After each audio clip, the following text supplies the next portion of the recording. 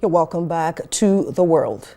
And now for all the top stories, Dr. Marek Laskiewicz joins us from London. Good to have you join us today, Dr. Marek. Now, let's have you take us through this week's efforts to halt the Ukraine-Russian war, just for our audience sake. Well, the key point is, of course, that President Donald Trump would like an immediate ceasefire. And President Zelensky, after that kerfuffle that happened previously, has now fully supported President Donald Trump. This moved the ball into Russia's court, but Russia is unwilling to go for an immediate ceasefire, and therefore none of this actually emerged. It never took place. What instead took place was that Russia replied on what terms it would have a ceasefire, and now the ball is back in America's court to see whether they can accept these terms or whether they'll be pressing for others. President Donald Trump has threatened to take action against Russia if Russia does not go along with his plans, but it remains to be seen just how much of a threat this is. What is quite clear is that he managed to pressurize President Zelensky into accepting his, that is to say, Donald Trump's way forward. Now, let's talk about, the terms put forward by Russia. How visible is that term that's put forward by Russia? Do you see Putin bulging to either the US and Zelensky's demands? Well, the fact of the matter is that President Zelensky's demands that Russia leave Ukrainian soil are not realizable at present, either militarily, and since Donald Trump is now the president, they're not really realizable politically. However, that is what he wants. On the other hand, it's quite clear what President Putin is after. He is winning. The Kursk invasion or incursion, which was supposed to be a war winner or at very least a negotiating ploy by Ukraine, is now on the verge of being utterly defeated, which is in that sense a double whammy for the Ukrainians. Subsequently, it's quite clear that if he were to try, he could probably carry on a conquering territory in eastern Ukraine as well. So there is no obvious reason why President Putin should agree to a ceasefire.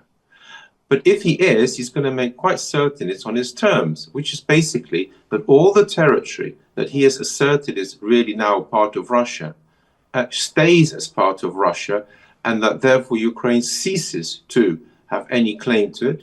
Moreover, Ukraine cannot be a part of NATO. That Donald Trump, in fact, has got no problems with. But a further aspect of this is he's not prepared, that is to say President Putin, to have any troops from the West guarding Ukraine's frontier. As such, there is no guarantee for Ukraine that were it to agree to any of the Russian terms that there would be no further invasion by Russia. Moreover, America herself has refused to provide any security guarantees, and that therefore, in that sense, President Zelensky would be risking it. And actually, of course, security guarantees are of dubious value in any case, because Ukraine actually had these sort of guarantees in 1994, and look what happened to them. So instead, it is more than likely that instead of a ceasefire, the war will continue, as indeed I predicted in my books, saying that Russia is, of course, strong enough to carry on. Now, it seems to me like there's a gridlock as we speak, as an international affairs analyst. What way do you think that these three leaders can come together to agree to how these can go? It's obvious what Putin wants. It's obvious that Zelensky wants security guarantees. It's obvious the US, that is, Trump does not want the war to continue. How can they come to a closure on this? The only possible closure is to use a completely different set of terms. The central problem is that President Donald Trump has made it quite clear Ukraine should cede territory. That is to say, it should lose, and President Putin, by the same token, therefore wins. Instead, he should start using words like compromise, which is obviously what neither side wants, but then a compromise by definition is what neither side really wants. And that would mean that it would no longer be seen to be a total victory for the Russians as things go forward. The other question is, it is quite clear that President Zelensky I think, can be brought to heel on all these points because President Trump has succeeded. In that sense, it was a success for him, what has happened in the past 2 weeks since the kerfuffle. But the real problem is, will President Putin do anything? And until President Trump manages to threaten Russia or states that he will take some sort of military action, and he is very unwilling to do that because he genuinely dislikes wars, it's quite clear that President Putin will never agree to any terms apart from his.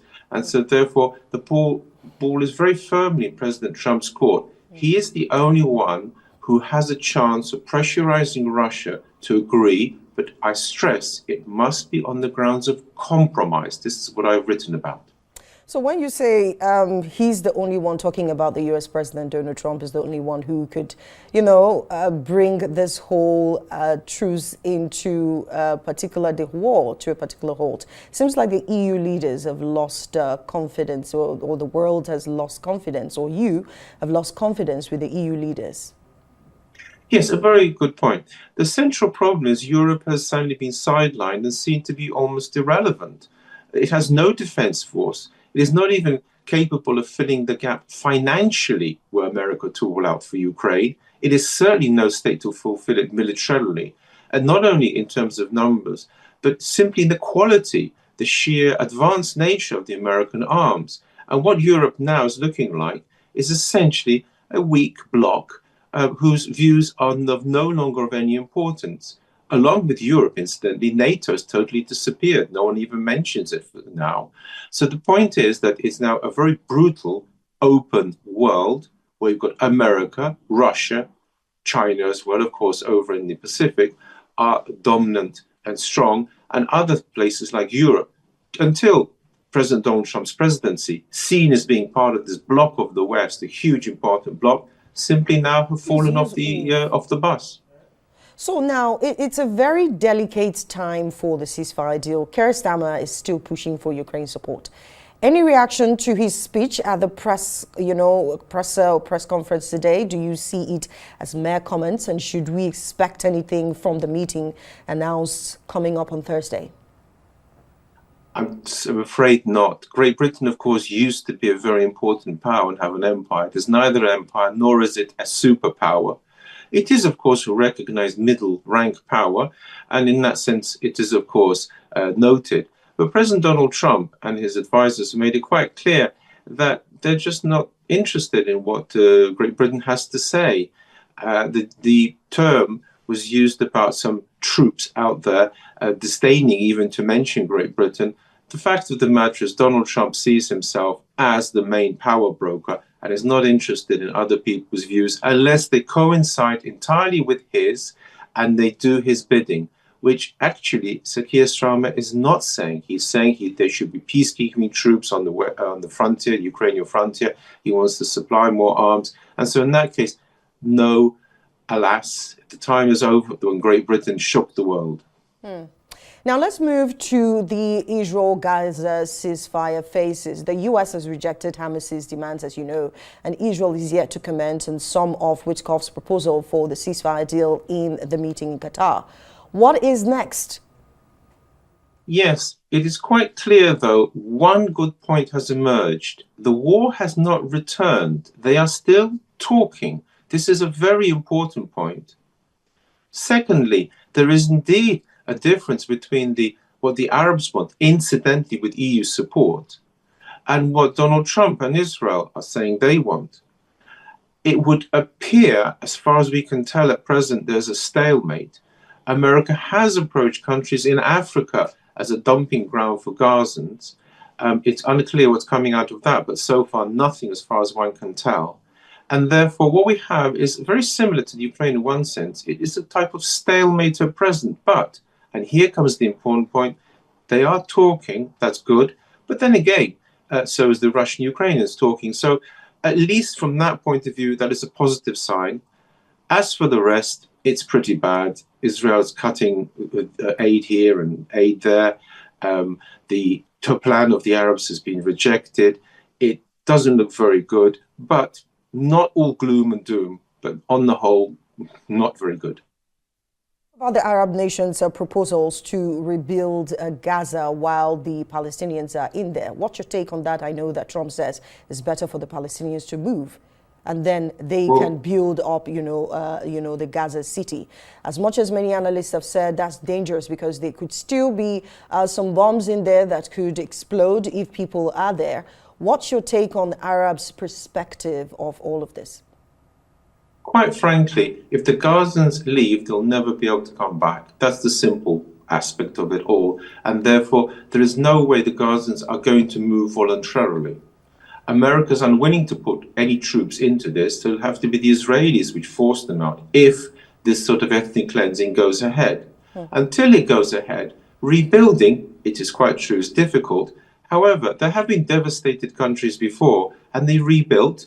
Warsaw, for example, was literally destroyed by the Germans under Nazi rule.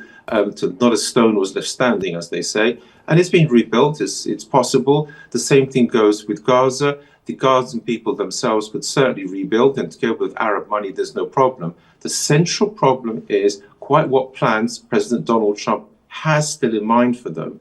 And it has to be borne in mind that with his threats elsewhere on Panama and Greenland, the situation in that point of view isn't very pleasant. But the unexploded bombs and this sort of stuff, it really is of secondary importance. Vietnam had huge amounts of unexploded bombs, and they've coped. And now let's just touch up on the Greenland, the Panama and Canada. Trump is still bent on, getting to annex those regions. We know that Mark Carney, who emerged as a president in Canada, has said that will not happen. Well, there's three aspects here. First and foremost, it's the order. Panama, they're already examining military options. And Panama, they could take relatively simply, given the sheer scale of American arms.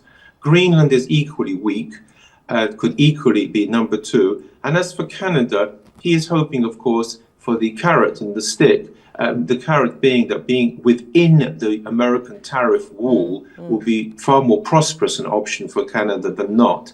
And therefore, he's not really taking seriously the notion of these Canadians saying they're not interested. In any case, it's not Canada which is first country in his menu. However, there's one huge problem, enormous.